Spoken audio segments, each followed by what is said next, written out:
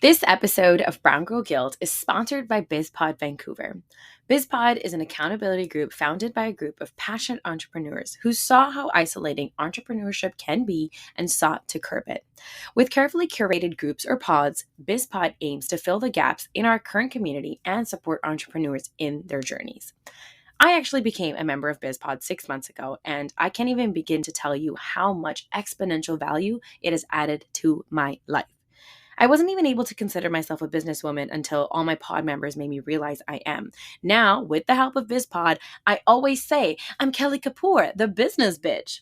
BizPod is actively looking for more pod members, so if you're looking for some TLC during your business journey, you should definitely hit us up. Check us out on Instagram at BizPod Vancouver or online at bizpod.ca.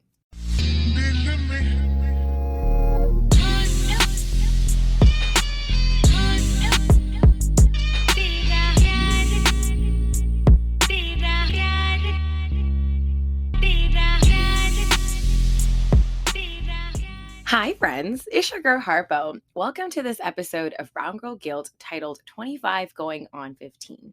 This season at Brown Girl Guilt, we're exploring teenage fever and we're going all the way back to our inner teen and channeling our inner teen.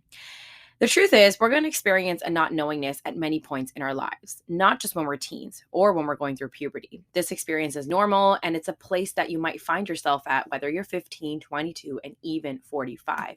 And so this season, we're getting up close and personal with everything uncertain because it's the not knowing that reminds us that we're human. Now, I want to go back to when I was 15 years old, experiencing all the teenage fever, especially when it came to puberty. So, most of us, when we're in that age, we're experiencing puberty. It's a different time, right? It's a difficult time. It's a new change. It's a new chapter in our lives. We don't really understand it that much.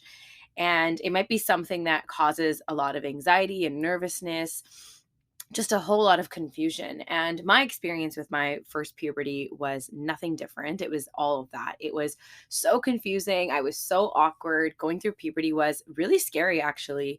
And I'm not just talking about like my first period or my first, interaction with, like body hair removal. Like that's not the only reason that everything was so confusing. I think just like the way that I was filling out space into my body was really confusing.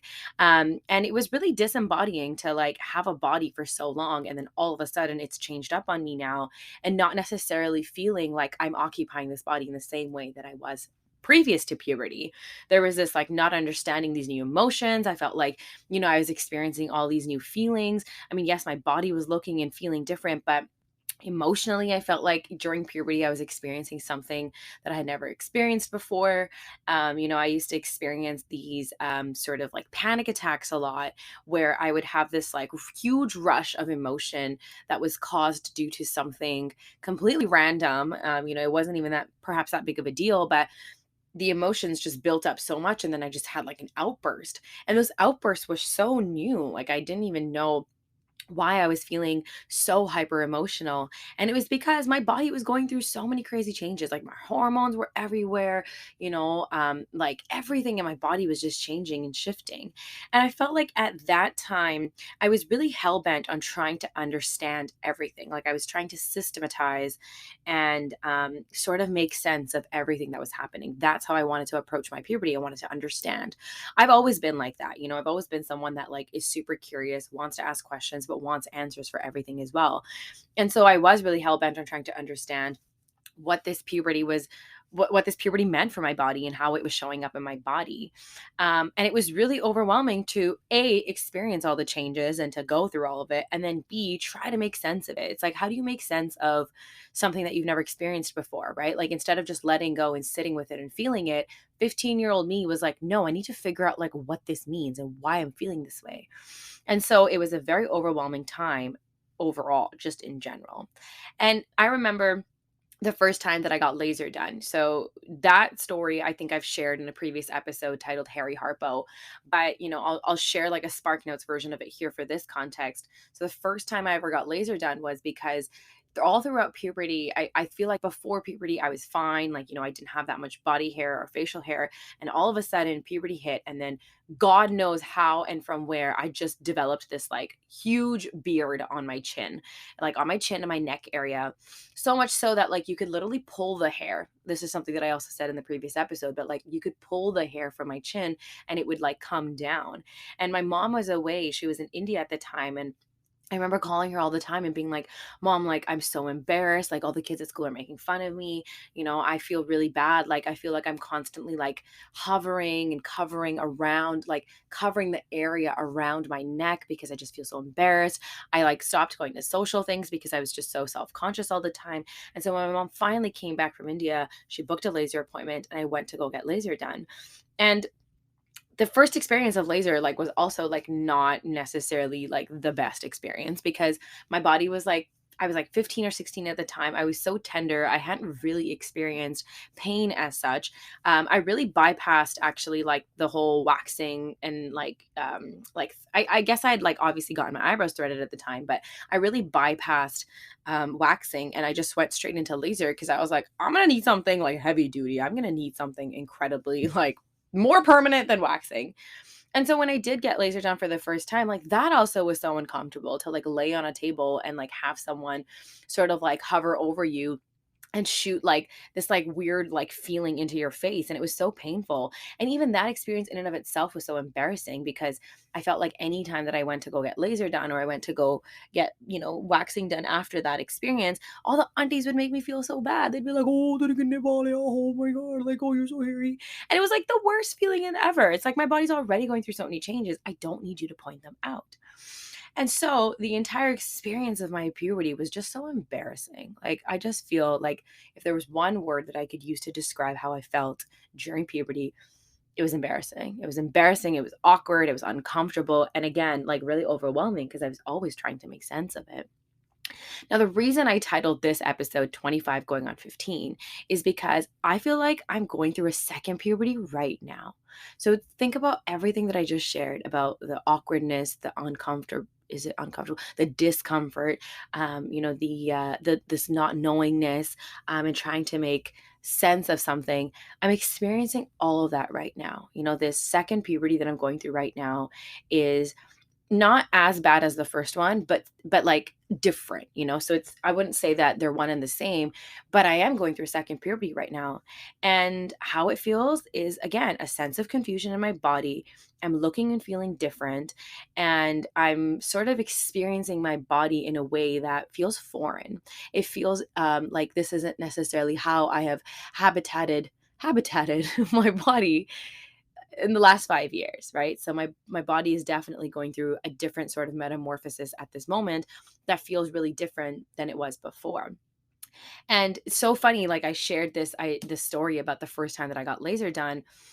At 15, I had my first like really odd, awkward experience with laser. And now at 25, I feel like I've had my second really awkward experience with laser. So, my life has been incredibly busy the last few weeks, and I would say the last few months. And so I haven't been going back to laser regularly. And so this time around, when I did go back for laser, I felt like I was going again for the first time. And I got the laser done and I had this like really adverse reaction. Like I had this like weird reaction to the laser on my neck during a time where I had to be super visible in my career, and I developed a rash. And so at the same time that I was rashy, I was also hairy because I couldn't shave over the rash and remove the hair. And so I was walking around again feeling the exact same way that I did at 15, where like I felt like I was apologizing to people when I was looking at them about my neck, or I was talking to them and like self-conscious and thinking, oh my God, they're only looking at my neck. They're not even talking into my eyes, they're talking to my neck, and I feel like I need to name this reaction or this stupid rash on my neck and be like, y'all ain't talking to me, y'all talking to, I don't know, you're talking to Rashi, you're talking to Rashi, okay? And so I feel like my body is going through the second puberty, and it's all because I stopped taking birth control for the first time in 5 years. So I was like 20 when I was put on birth control by my doctor for PCOS. It was a very band-aid solution. And I really thought that I would be taking birth control for a very long time. I thought I would just take it until I needed to stop taking it, maybe when I wanted to have kids in the future.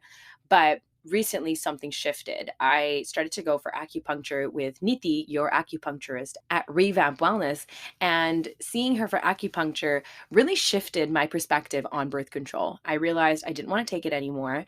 And, I think that as I've sort of started to embrace a more natural, holistic lifestyle and treatment to things, my body has started to really reject synthetic things. So I can't get my eyelashes done anymore. Like I get my nails done, but like my body wishes I wouldn't.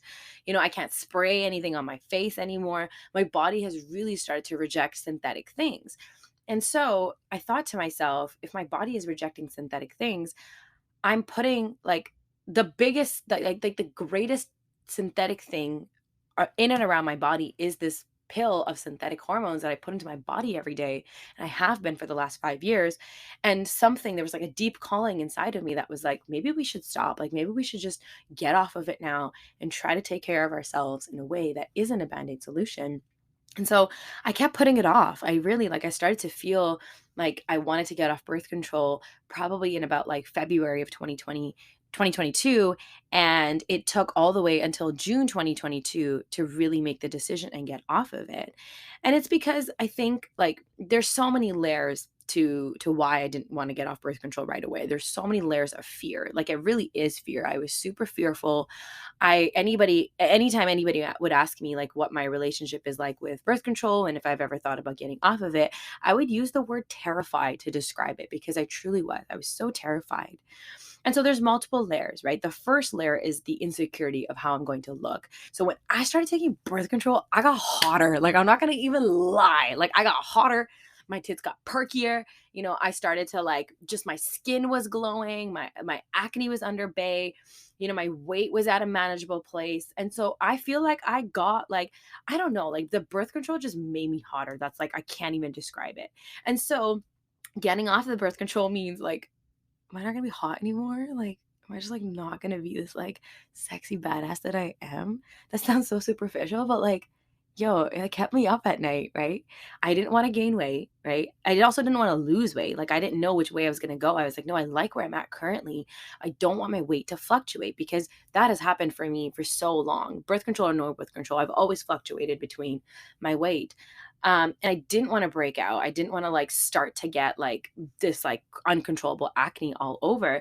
And really the hair, like the body hair, I just was not willing to risk because I knew that my hair was going to come back thicker. It was going to be a lot more uncomfortable. It was going to make me a little bit more self-conscious. And just, given the history that I have with my body hair, I didn't necessarily want to step into that. And then the second layer of fear is how that was going to all impact my career because where I'm at right now in my career is that it requires me to be hyper visible. It requires me to be at events, to meet people, to talk to people, to host people, to be on camera, to be in photos. And so my career is requiring me to be so hyper visible. And if I'm not feeling good in my body, I know I don't perform well. Like I know that if I'm feeling self-conscious, I'm shrinking myself, the way that I carry myself throughout all these interactions is just different. And so I was really fearful of how that was going to impact my career. And then the third layer is this really overwhelming fear of not being able to do the things that I've wanted to do and not being able to move through the world in the ways that I'm accustomed to, right? So it might mean that it's harder for me to wake up in the morning. It might mean that I have a little bit more brain fog. It might mean that because my emotions are, really sensitive because I already have PCOS, because I was already suffering from panic attacks in the past, it means that those things might come back, right? It might be harder for me to be myself, move through the world if I'm not really who I have been in the last 5 years. And it might just be that, I have to make all these adjustments and I have to change the way that I navigate the world. And I don't know if my body is willing to allow, like, not even my body. I guess it's like more maybe my lifestyle isn't ready to allow me to make those changes. I think the other thing that it really did for me is create a sense of guilt inside of me. So I started to feel really guilty because I was like, okay, well, I've really built an expectation for people around me. I've really built an expectation of how much they can rely on me, how much I can offer to them, how much they can receive from me. And if my body is not 100% the way that it has been in the last 5 years, I felt really guilty that I'd have to like ask people to change their expectations of me.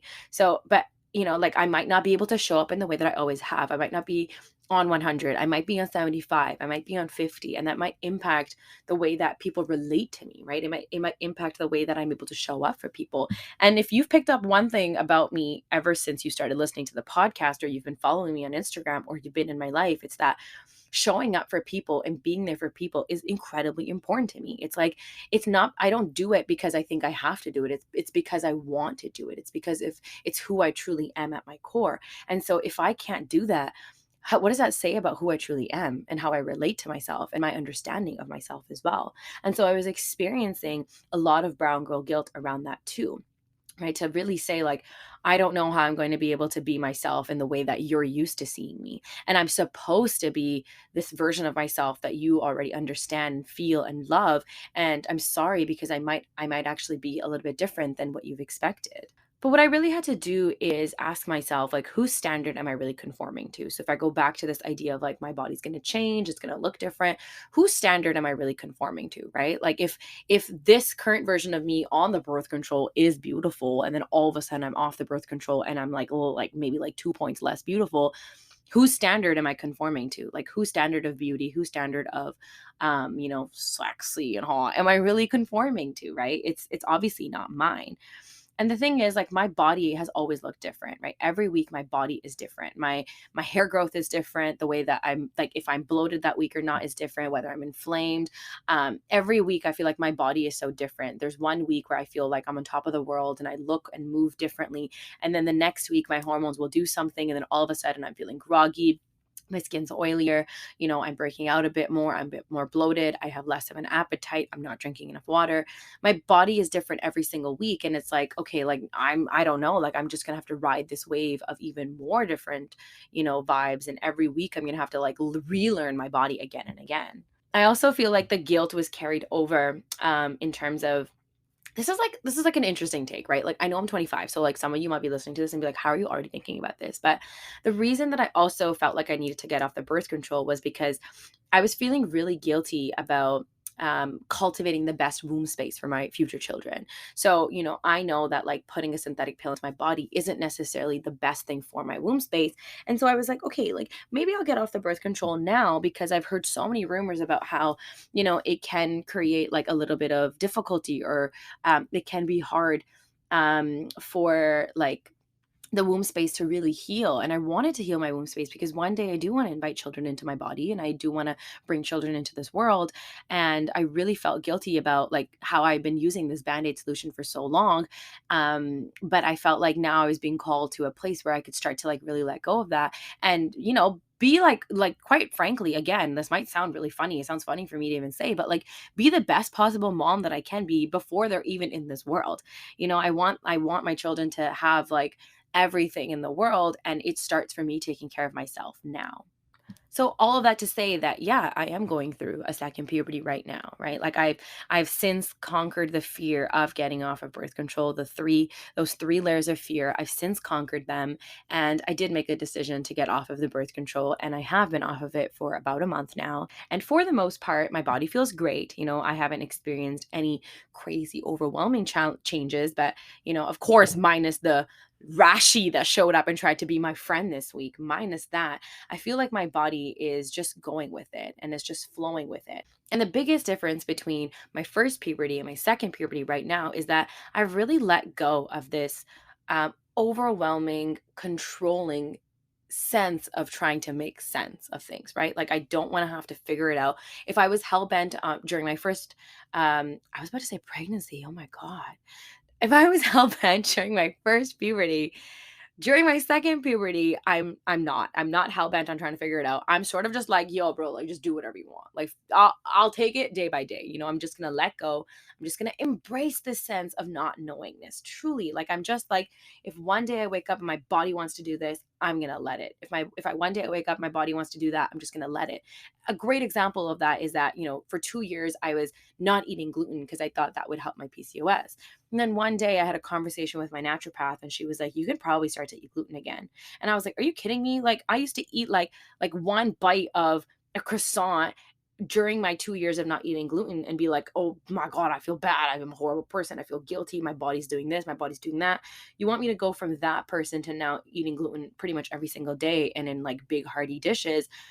I was really scared about that. But then I've been eating gluten now for about a month and my body feels like way better. Like it feels better now than it ever did before when I wasn't eating gluten. And so again, I'm like, yo, what is this? Like, I don't understand. And again, it's this not knowingness that I'm just embracing. I'm just letting go and just flowing with it and really letting my body do whatever it wants.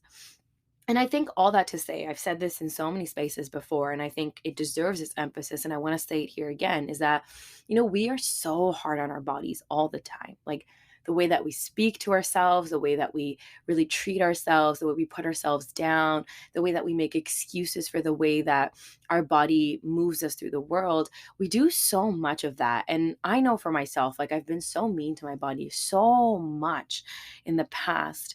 And yet, I feel like what I never stop and ponder over, and what I never really actually, make time for actively as a practice is the gratitude for my body. Like the fact that my body has been holding me up for all these years, and especially during like I'm really thinking about the last few weeks as my life has been really busy, is that, my body is so resilient and loves me so much because truly, like your body must really love you if it still holds you up despite everything that it goes through, despite everything that we put it through. And the fact that my body is still holding me up, and has really like very beautifully jumped into the second puberty despite how shitty the first one was, it's just so commendable. And so I honor my body. I hold my body and I say, thank you so much for everything that you put, that everything that you do for me. Truly, I really want to be your best friend and I want you to be my best friend because at the end of the day, it's just me that you have and it's just you that I have, right? And so I want to leave us all with this thought that a wonderful professor of mine named Rebecca taught me when I was in my undergrad many years ago at SFU in a gender studies class. It's not that you are a body, it's that you have a body, right? We are not a body that we just walk around with. That you have a body, we have a body, and it's really up to us how we honor that body and how we move through the world with that body in cherishing it, loving it, and holding a lot of kindness and compassion for it.